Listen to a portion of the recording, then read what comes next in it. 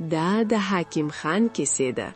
هغه انسان چې د خپل عروج په وخت کې یې غرور تر اسمانه رسیدلی و. د هغه په زړه کې د چا لپاره رحم نه و. د حاکم خان په کور کې سلطانه نومې یوې غریبې ښځې کار کوه. سلطانه یوازې نه وه، د هغې سره د هغې یتیم لمسۍ هم و، یو معصوم ماشوم چې د خپلې نانې یا سلطانې د ژوند یوازینۍ هیله وه.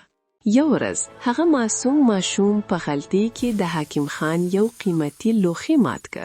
حاکم خان په غوسه شو، پوښتنه یې ترې وکړه، خو ماشوم له ویرې هیڅ ونه ویل. ظالم حاکم خان د ماشوم دا خاموشي خپله سپکاوی وګڼله. هغه له نغرې څخه یوه سره سکروټه راویسته او د هغه معصوم په ژبه یې کیشته. هغه ژبه یې وروسوځوله چې لا پرې ماشوم سمه انا هم نه وه زده کړی. خو وخت بدل شو، د قدرت چرخ وګرځید. نن حاکم خان په یوه خیراتي اداره کې د بېوسۍ ژوند تیروي. د هغه په خپله ژبې داسې زخمونه او تڼاکې دي چې نه خبرې کولی شي او نه ډوډۍ خوړی شي.